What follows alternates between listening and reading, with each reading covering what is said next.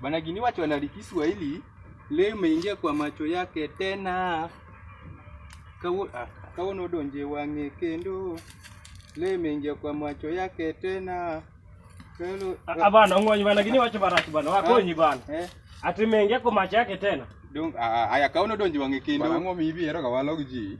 Kamonyo daka matini. Kora aya prince akoso no prince ndo muonyo wechi. Tinwer mangano ogolo mamit na ngomi chao ketho thumu adu bwana. Dong leo imeingia kwa macho yake tena ya. Bana wato gino kaonya kilero kawono bana gimo mi ketho thumu. Wadugo na thumu mamit ketho machonge gi podo. Anu abed na piny. Bana komu e longe kae. Bana. Koro muonyo. Utama anu wendo no kuira man. Leo imeingia kwa macho yake tena arena ngo. Ineno. Gima timre. Weneno ber mar gimoro mikia. Koro ber ang'o makia. Koro kinda Gino ng'ato ano kano sigole ja. En mane manoneno ni mane maber ye mogik ma. Okatamra bana omuonyo. Kawono donje wang'e kendo. Leo kawuono imeingia kwa macho yake tena kendo. Wang'e. Wang'e dakiwani gino donje wang'e kendo. Mokwongo budno bed nodwa were kiwachono. Dine ng'ano wero ga bongo. Oangla gino beats dhi lokre moko nono makta kida dhi chako gino bana penji. Penji wamo. Nyako. Dongi sega sero. Anto podi bana anakia. Ante gigo bana penjo muonye ma. Ini buocho. Bani sega sero. Sero. Sero chate yao. Nyako, sero nyako. Nyako. Nyako temi chako sero. Nyako mane bana chief wa. Bana ngoyo koro dwa goya noma. Nyako mane miwacho. Bana nyako wan wangi. Aya in gi nyako. Maja klaso. Koro iparo. Ibisero nyako. Dongi nyingi eno muonyo. Okan ng'ani penj ng'ani ano adhi sero ng'ama. Dongi nyingi muonyo. Sero chate mi sero ndani. Penje omuonyo. Adhi sero ng'ami. Aya koro wawondre. Idhi sero nyako. To nyingi omuonyo. In idhi nyiso nyako nyingi en ng'ano. Ongilo. Koro nyako ni be usewuotho ta kod suspend daka moko matin ne chieng' moro koro wang'e biro ni koto dwa ng'e ng'ani adier. Odwa ng'e omuonyo koso ongilo. Odwa ng'e nongilo ne en go ongilo koso nitie nyinge moro mopogre. Koro ing'eno inyaga mana pok awan bobo donjo simbi. Ati ing'eno nyisi nyingi madier. Wan bobo donjo simbi ni ta. Ebo konyo no. Karo ng'ani kongilo. Kara ng'ani ok ongilo. Ng'ani wadwa muonyo. Ng'ani en go muonyo. Mana nigori no machieng'no. Dong in go muonyo. To chieng' cha ninyiso ni ongilo bwana. Gima mena wachi ni ongilo no kadwa no ng'e adiera. To kong'e adiera osega ng'e nikech oro ni wan. Bana wacha pesa ni wan bo. Bana wa muonyo. Mong'e go nyingi. Wacha adiera no ng'eyo ni kato ng'eyo nyinga. Kora penji. To shida ing'e ni kanyo pod obro wuonde. Apodi wuonde kuri. Nyingi ka koro sing'ino. Be kano dhi kore mbele bia. Nyako en ng'ami go dhi. To koro kore dil to nise wuonde to no nyise nyingi. Bana nyisi ng'ani nyako chamo padei omuonyo. Ineno nyako kato bedo ni sere. Ken mari permanent ni tinga mabro biro. Nyako no chalu madhiang' chamo sasa motwe. Weekly salary.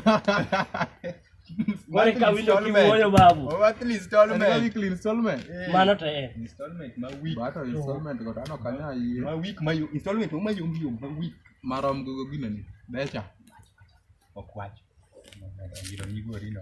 Koro yani to koro aya wache dira nugu nyikuono go president Kiswahili nango. Ukisema kweli utafunguliwa nafasi.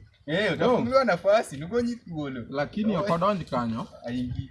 Okodonj kanyo nikech macho angla. It is not entering. Kakoro mnakta gino. Kakoti LeBron acha kana. Chali la kudolui. Mano momo makia wa, mano momo madogi. Adier bani paro na gimoro kae. Momo inge momo. Momo ra moro sega radogo. Momo ingega ana sera dogo momo. Ngani to na momo ngato mofuo namba di. We angisi anadwa ngisi momo mana radogo. Na radogo dhiang' mokuwo. Dhiang' mokuwo to dhano wadwa.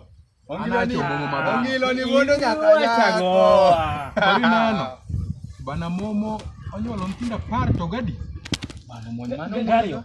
Momo nyuolo nyithindo 12 to ng'e mna nying nyithindo adi. Ariyo. Mama ga baba kende. Mama no ga baba dido ngamno nyiso. Ema ng'ano ng'eyo bado nyithindo 10 nikoro pia. Ongilo wadwa. Ongilo. To watimone. kapok wadhi mabor.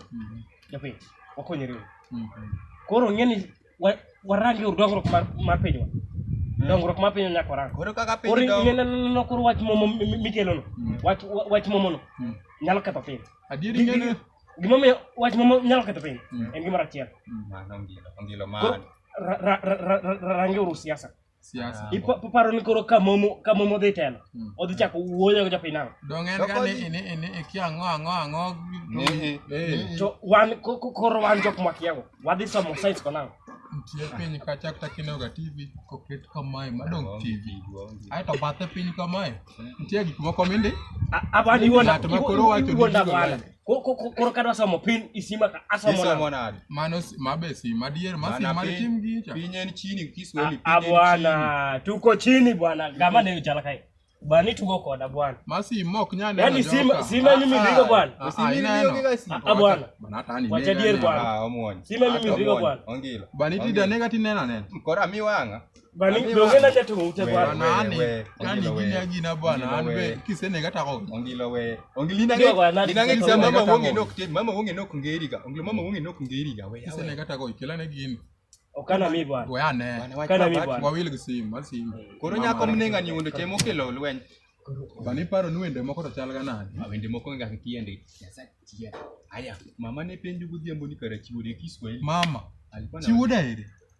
Kiane chiwo daire. Chiwo daire. Mama alikuwa anauliza. Ngilo dada temie. Mama alikuwa anauliza kwa mchana achiwo daire. Chiwo daire. To kori ni gino diduok nade. Diduok nade. Wach ni chiwo godi kinyi. Tu kara chiwo di ok mama ok nen. In ka koro mama uchunga mna chiwo daire. Chiwo daire. Mama ne penjo godhiambo ni kara chiwo daire. Chiwo daire no. Erego. Iri chiwo di. Chiwo de no koro ere. Chiwo daire is not. Bana aeto moro obiro kana dongo swa. Kiane bwana tule gi malo kiane aeto ako igi nyundo. Bana an nyako moro amora madwa biro ni bana ako igi nyundo. Obi gi nyundo. Big nyundo. To kono nwang'e tek no konya biro gi nyundo no. Maba. Ojala.